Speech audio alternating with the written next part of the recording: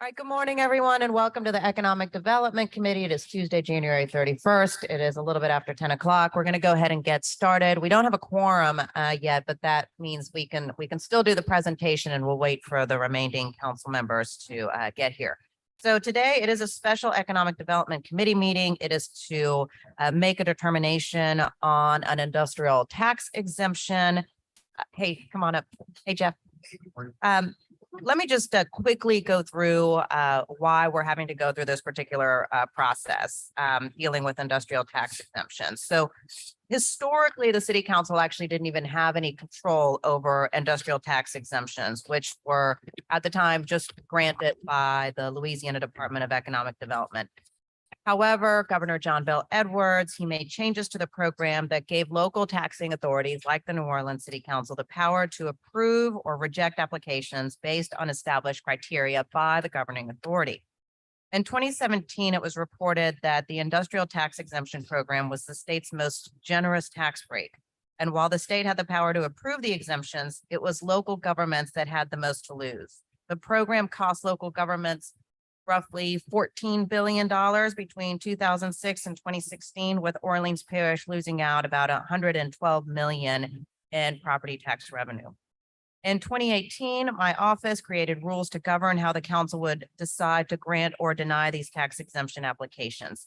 These requirements, which we'll go through in just one moment, are meant to ensure that in a time where the city has great needs, we are responsible and methodical when it comes to tax giveaways.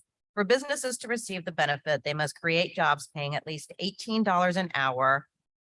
They must receive council approval prior to breaking ground. They must follow local hire requirements and must be located in areas that are struggling economically. While it is crucial that our city is supportive of economic development opportunities, job creation, and business expansion, we must also be prudent and not merely rubber stamp these tax breaks. And so that is why we're here today to learn about a new project coming up and to make the determination on whether or not it meets the council's criteria for approval. So good morning to both of you. Good morning. Good morning. Thank you, council members. I will just make some brief preparatory comments and then turn the mic over to Tracy. But Councilmember Moreno, thank you so much, Councilmember Green. This is, you're exactly right, the opposite of a rubber stamp. This is absolutely a local governing authority in the city exercising its abilities to determine whether or not these projects make sense for us. So thank you very much for the collaboration on that. And I just want to say thank you so much to Tracy and your staff for making sure that this happened on the timeline that it needed to. Probably the most challenging aspect of this is not doing any of the due diligence. It's actually the timeline that the state has imposed on the city in doing this work. And I'm just very grateful for both staff and Tracy's leadership, as well as Terviva and the company for making sure that we accommodated that timeline. So with that, I will turn it over to Tracy to run through the report and the recommendation of the committee. Thank you for that, Jeff. Good morning once again, council members, and thank you for having us here today. My name is Tracy Jackson, and I am the local program manager for the Industrial Tax Exemption Program. We're here today to present to you all ITEP application on behalf of Terviva Industries LLC, who seeks approval from the New Orleans City Council. So I'll just first start off. Let's go to the next slide. I will first just start off by providing a summary about the project and some interesting company details. Terviva is a food and agricultural company that produces healthy plant-based food ingredients from the beans of Pangamia tree, is seeking an industrial tax exemption for $25.3 million to acquire equipment and machinery at its soon-to-be demonstration plant located at 3201 France Road. Pangamia is an ordinary looking tropical tree that is believed to have agricultural superpowers. It produces beans packed with protein and oil, much like soybeans, except it has the potential to produce much more nutrition per acre than soybeans. It's hardy enough to grow on just about any land, no matter how degraded, without any pesticides or irrigation. It not only removes carbon from the atmosphere, which combats climate change, but it also sucks nitrogen out of the air. So it usually doesn't need fertilized to accelerate climate change.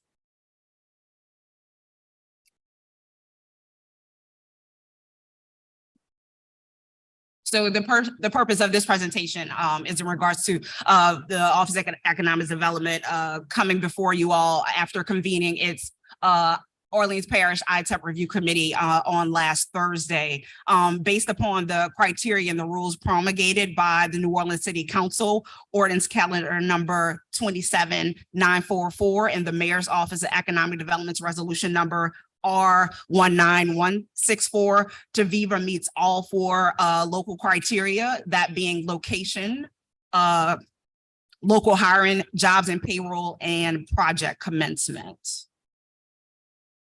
So next is just City of New Orleans industrial tax exemptions project performance snapshot that outlines all four criteria and the way in which those criteria, the criterion was met. As it relates to location, this business is located in an opportunity zone.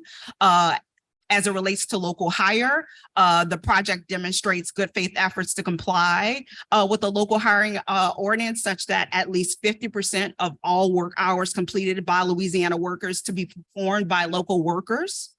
As it relates to jobs and payroll, as a result of the capital project meeting the jobs and payroll eligibility requirement by the Quality Jobs Rebate Program, such that in this case, 50 or fewer employees existed statewide prior to the start date of the contract, and the employer creates at least 5 new jobs with an annual payroll of equal or more than $225,000. In the case of this project, that is a new project to this area, 0 jobs were associated with the property to date. The applicant estimates the creation of 12 new full-time jobs with a payroll of roughly 1.4 million, each averaging roughly $160,000 in salary, which is well above the Orleans Parish wage, which is incredible. So all new jobs, and of course, in addition to that, all new jobs will be provided basic healthcare plans. Last but not least is project commencement. Construction on the capital project for which a tax exemption is being sought has not commenced prior to submitting for approval from the New Orleans City Council. In this case, the city received board approval and the application request officially on January 24th, 2023, last Monday. And this project is reported to commence February 15th of 2023. At last week's ITEP committee meeting, the applicant actually expressed that there would be some potential delays that may push back that start date to end of the first quarter, maybe top of the second quarter. So in addition to the 4 criteria, the committee and our office consider a host of other details, including the notice of intention, which basically just acknowledges comprehension of all the local criteria. There is a cost benefit analysis that was acquired from LED, which is referred to as their community impact analysis, based upon the estimated incentive costs and expected benefits. Based upon that analysis, it was rendered that a 10-year nominal ITEP value of the tax abatement is reported at roughly 2.3 million, while the 10-year local revenues and benefits are estimated at roughly 1.3 million, with a 20-year estimated value of 4.6 million over the project's 20-year life. In addition to those other, in addition to those items, there's also a depreciation schedule that was provided to the applicant by the applicant, which estimates an economic life of the property and or capital expenditures that is equal or greater than 15 years. In the case of this project that is solely personal property, not real estate property, 3 of the 17 assets that will be acquired have a depreciation lifespan of 10 years, while the remaining equipment have a 5-year useful life.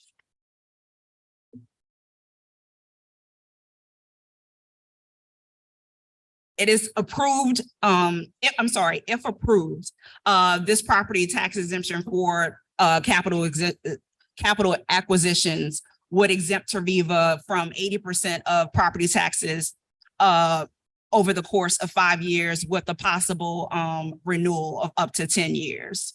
According to the Bureau of Economic Analysis, 2.8 million is estimated to be generated in property taxes over the 20-year life of the project. At this time, Terviva has no assets, as this is a new business coming into the parish and to the subject parcel. So the pre-existing fair market value of the taxable assets is zero because there aren't any at this time. That said, no prior annual property taxes have been paid in the parish by this applicant. The next slide is a chart that I included just to kind of provide a combination of data points from LED and the assessor's office, some of which have been addressed in the prior slides that I made mention of, including job creation and total investment. And in the case of what I'd like to highlight on this page is the assessor's office estimate of foregone property taxes valued at approximately $714,000. Including the school board and sheriff at 1.08 million over the 5-year contract term. LED reports a comparable value at 10-year, a comparable 10-year local incentive value at 2.6 million.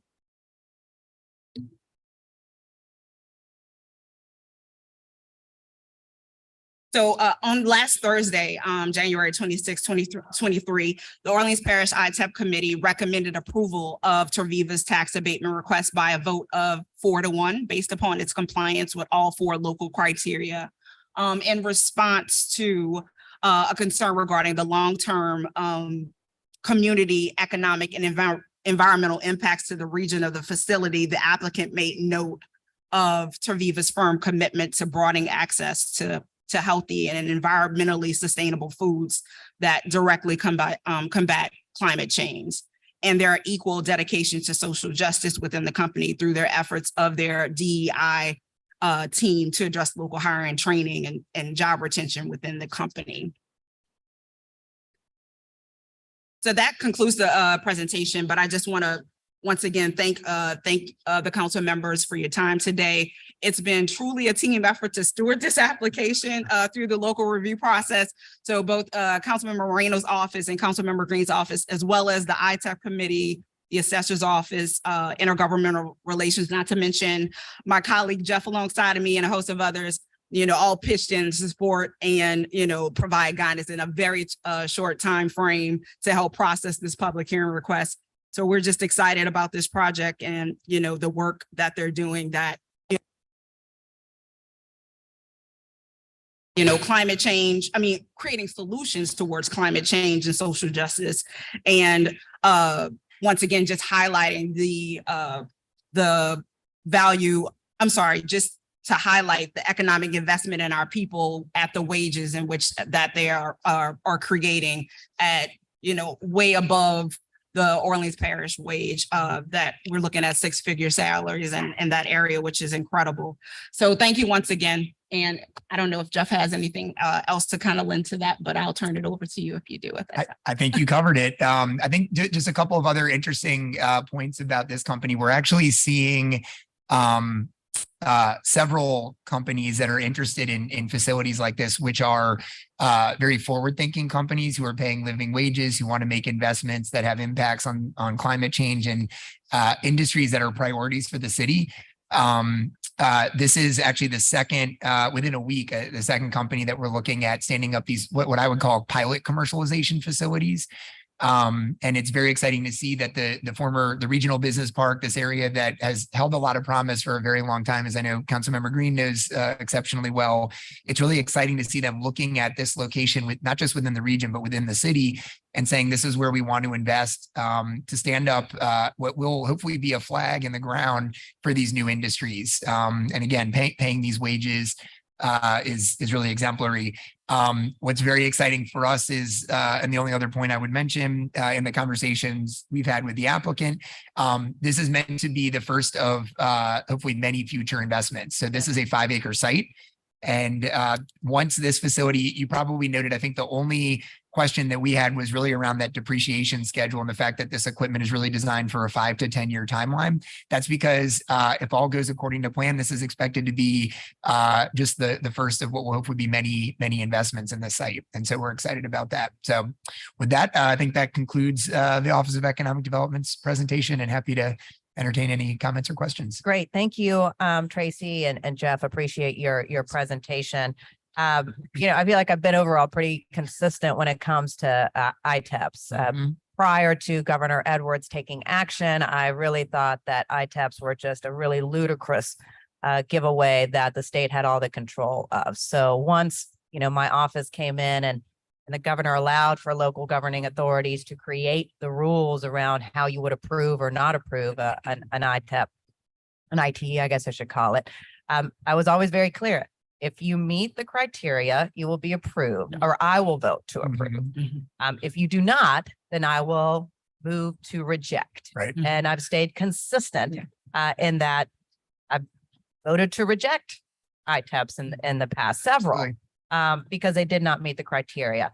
This one in particular meets all of the criteria. And because of that, I will be supporting this and hoping that it moves forward. So I will be voting in support. Councilmember Morrell. Thank you. Thank you, Madam Chair. A couple of quick questions. What was the rationale of the one no vote? The one no vote. It's a great question. And Tracy, I'm sorry, I couldn't hear the one question. no vote on the. Oh, the yes. one. So basically the one no vote was based upon some just concerns in terms of what the environmental impact would be to that area. And so basically the way in which they kind of addressed that was in terms of just kind of saying that being that this is a demo plant, that there will be like a lot of I guess things put in place to kind of see in terms of what they can do in terms of making this a sustainable industry in that location. They didn't actually necessarily go in depth, but that was really all that was really articulated during the meeting, that they were just concerned in terms of the community impact long term that extended even beyond the 5-year contract, whatever that may be.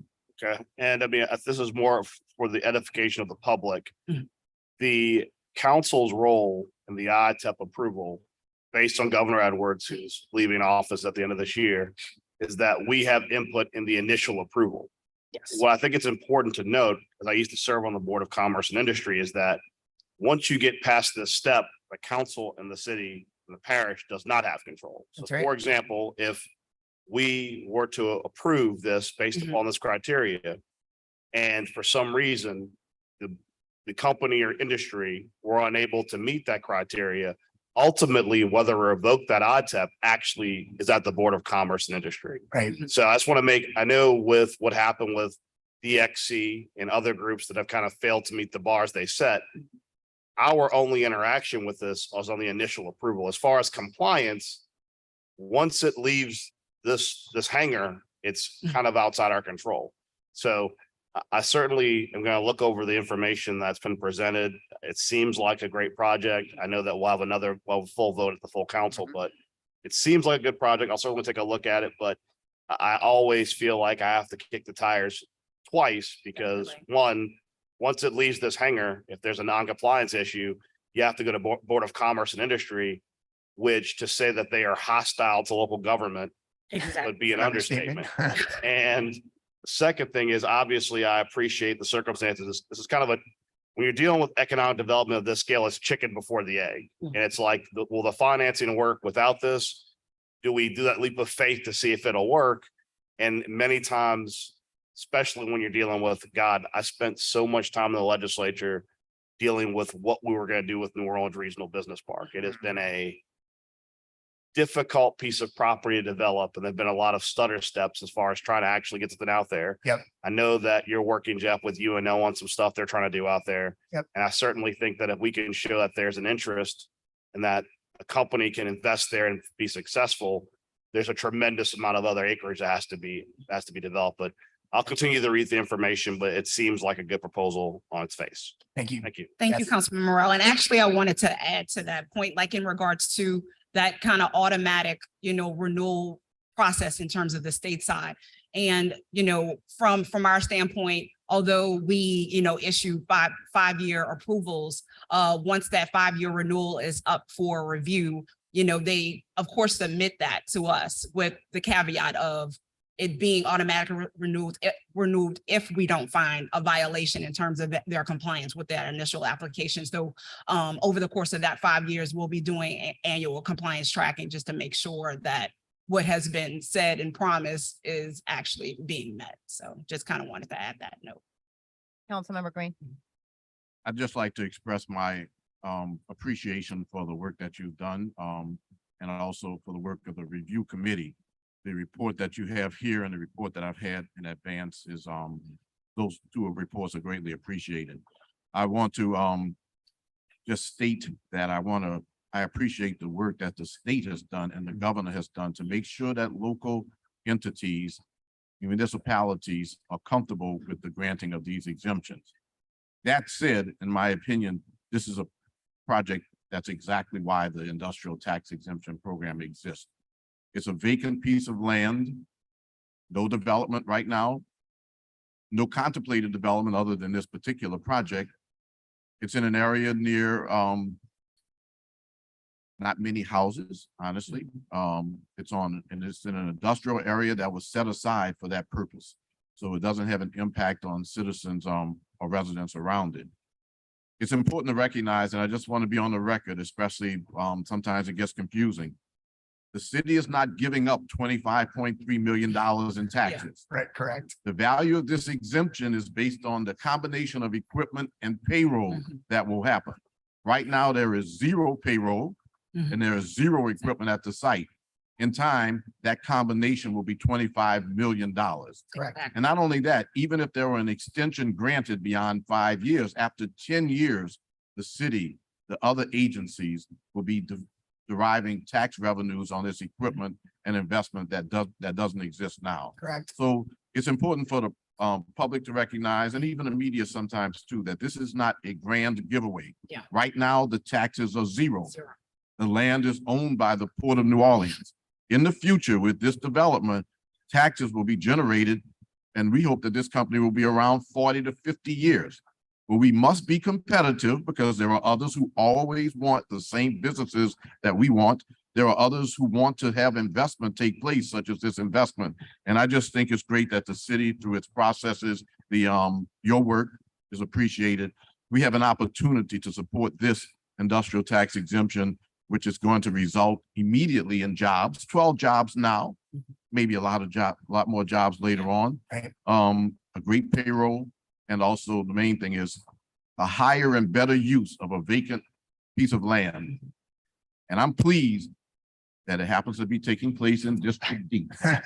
I'm just going to throw that in at the end. It's been a great couple of days for District D with all the green projects going on and this industrial project going on in an industrial area.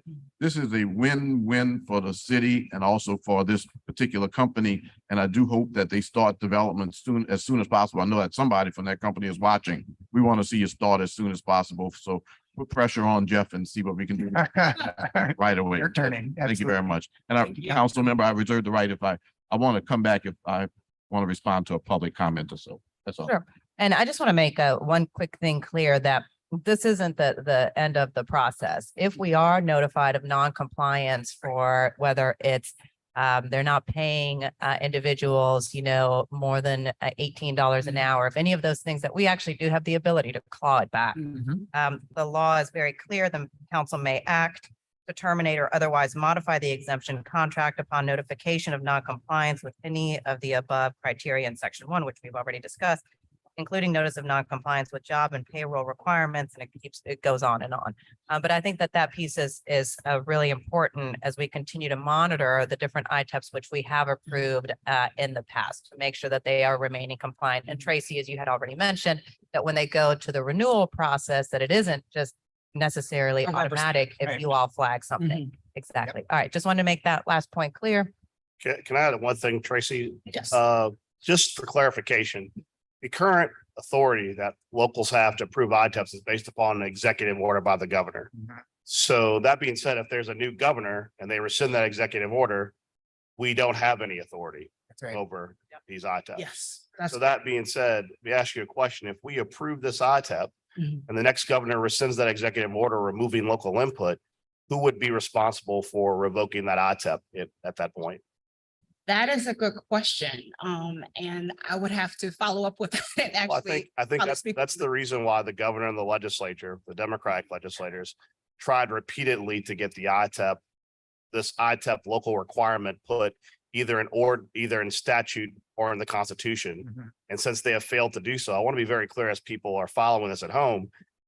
We kind of have been granted the authority to have oversight by the governor, but elections matter. And if the next governor decides that local should have no authority over industrial tax exemptions, which many of the gubernatorial candidates who are on the field thus far would probably support, locals would actually have absolutely no authority because the way that ITEP is rigged is to work around local government and local authority. Right. And the Board of Commerce and Industry, like I said, which I served on, which has a lot more industry than anything else, they regularly just rubber stamp pretty much anything that comes Mhm. across their desk. So just to be very clear, if there is a new governor, it doesn't really matter what our opinion is, because if they revoke the executive order, obviously we'll litigate it, but Yep. there's no guarantee that we will have the ability to do much if the executive order is revoked. Yeah, Yep. correct.